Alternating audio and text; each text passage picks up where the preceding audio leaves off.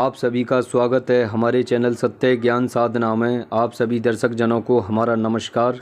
तो आज दर्शकों फिर से एक प्राचीन एक गुप्त ऐसी साधना बताते हैं जो कि शायद ही आपने इससे पहले सुनी हो और साधक व दर्शक जनों के लिए इतनी मददगार शक्ति है कि आप स्वयं विचार नहीं लगा सकते। और ये उन साधकों के लिए बड़ी ही लाभकारी शक्ति है जो कि रात्रि में विधान करने से डरते हैं या जिन्हें डर भय ज़्यादा लगता है। ये कहते हैं कि गुरुजी रात्रि का ऐसा ना कोई विधान हो जो कि उसमें भय आदि ज़्यादा होता है तो हम नहीं कर पाते।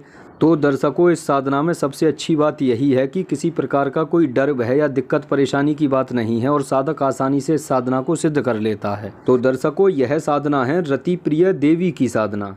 यह रति प्रिय देवी, जैसे कि आपने रति प्रिय यक्षिणी का भी नाम सुना होगा, उनकी भी एक साधना है। तो ये रति प्रिय योगिनी की साधना है। रति प्रिय योगिनी एक दूसरे रूप में भी पूजी जाती हैं। ये एक रूप इनका दूसरा विधान है जिसमें कि ये सिर्फ अपने सेवक साधक की सिर्फ धन स्वर्ण आदि से ही मदद करती हैं कि साधक को किसी प्रकार से कोई दिक्कत परेशानी ना हो। इस रूप में वो उनको पूज करके अपनी आर्थिक स्थिति को सुधार सकता है। जो साधक ज़्यादा ही कर्ज में डूबे हुए हैं, ज़्यादा ही हालात ख़राब हैं उनके, और ना ही ऐसा कोई मार्ग है कि मतलब कुछ ऐसा मार्ग बन जाए जिससे कि वह सुगम हो सकें, इस साधना को आप करें। बड़ा ही उत्तम विधान है। नॉर्मल से कोई भी साधक इसे स्त्री पुरुष दोनों ही कर सकते हैं। तो दर्शकों जो साधक इस साधना को करता है, यह साधना सुबह दोपहर शाम 3 वक्त इनकी पूजा की जाती है, जिसमें कि ये प्रसन्न हो करके साधक की इच्छा अनुसार, जैसे कि साधक के ऊपर चाहे जितना ही कर्ज क्यों ना हो, उस कर्ज के अनुसार उससे दुगनी इच्छा करके देकर जाती हैं, जिससे कि साधक और कोई अपना व्यापार कर ले, काम काज खोल ले, जिससे कि उसे फिर मांगने की ज़रूरत ना पड़े। देवी इसमें जैसे कि आप एक बार साधना करेंगे तो एक ही बार धन दे करके चली जाती हैं। देकर जाने के बाद में देवी की इसमें ऐसी कोई शर्त नहीं है जैसे कि और साधनाओं में होती है कि आपको इस धन में से चौथाई हिस्सा या मतलब 50% हिस्सा जैसे यानी गरीबों में देना है, बेबस लाचारों में देना है। अगर आप इसमें से देना चाहें तो दे सकते हैं, कोई दिक्कत वाली बात नहीं है। पर देवी की इसमें शर्त नहीं होती, वो एक बार आपको देकर चली जाती हैं। अब वो तुम्हारा काम है कि आप उससे व्यापार करो या घर बैठ करके खा लो उसे। बाकी तो साधक सभी समझदार होते हैं कि देखिए जब आर्थिक स्थिति बेकार हो और ऐसे में कोई हेल्प कर दे, कहीं से सहायता मिल जाए, तो फिर हमेशा दिमाग से ही काम लेना चाहिए कि कैसे क्या कर लें, और जो सामने वालों का है वो चुका दें और जो बाकी बचा उससे अपना कोई कामकाज खोल लें, जिससे कि आपका एक जीवन रोजगार बन जाए और आप अच्छे से खा कमा सकें। तो यह साधना में यही सबसे बड़ी अच्छी बात है। दूसरी बात इसमें कि आप सुबह दोपहर जब साधना करेंगे तो उसमें कोई डर भय वाली बात नहीं है। मंत्र भी मात्र छोटा सा है और 1000 मंत्र जाप करना होता है। जैसे आप सुबह साधना की तो 1000 मंत्र, दोपहर की तो 1000 मंत्र, शाम को की तो 1000 मंत्र। इस प्रकार ये तीनों वक्त साधना की जाती है। और हम जो आप लोगों के बीच साधना लाते हैं इस प्रकार की इसलिए लाते हैं कि काफ़ी दर्शक इसी प्रकार की साधना मांगते हैं कि गुरुजी हमारी स्थिति यूँ खराब है या हम पर बहुत ज़्यादा कर्ज है या कोई ऐसा उपाय बताओ या कोई साधना बताओ।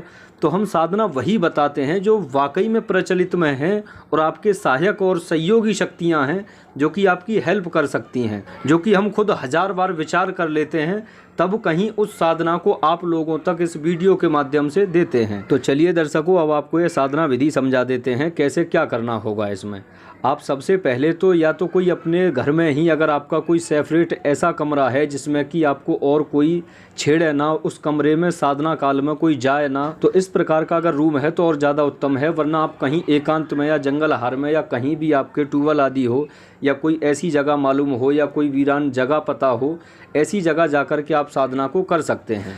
साधना आपको शुक्ल पक्ष के किसी भी शनिवार से शुरू कर लें। शुक्ल पक्ष के दिनों में मतलब अमावस्या से पूर्णिमा में 2 शनिवार मिल जाएंगे आपको, तो दोनों शनिवार में से किसी से भी शुरू कर सकते हैं। बाकी जो इस साधना में जैसे साधक का लिबास, वस्त्र, माला, आसन, दिशा जो हैं, तो आपका जो लिबास रहेगा वो बिल्कुल सफ़ेद कलर का होगा और जिस आसन पे आप बैठ करके साधना करेंगे वो सफ़ेद ऊनी आसन होगा। माला इसमें अगर आप स्वटीक की लें तो ज़्यादा उत्तम है, वरना रुद्राक्ष की माला भी चल जाएगी। दिशा इसमें आपकी पूर्व रहेगी। बाकी हमने ये लिख करके दिया है, सब विस्तार से आप समझ लें, लिख लें अपने पास। जो ये साधना विधि है ये 7 दिन की साधना विधि है। जब आपके सभी सामान तैयार हो जाएं तो आप शनिवार से 1-2 दिन पहले से यानी 2-3 दिन पहले से ब्रह्मचार्य का संकल्प कर लें। उसी संकल्प के दरमियान में आपको 3 या 5 या 7 गरीब लोगों को खाना खिला दें और जो आपके यानी जैसे यानी इष्ट देव, पितृदेव, स्थान देव, यह सभी यानी पूजन करने हैं आपको।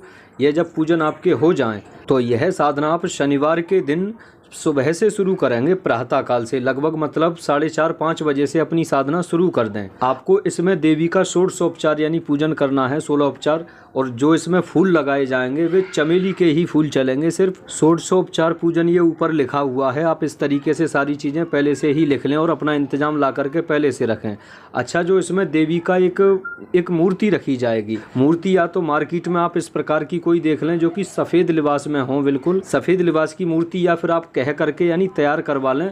मार्केट में आप जाकर कहेंगे तो वो तैयार भी दे देते हैं। जब ये सभी सामान आपके तैयार हो जाएं तो जैसे पहला पूजन आपने 4:30 या 5 बजे शुरू किया, तो दोपहर वाला पूजन आप 12:30 बजे शुरू करेंगे।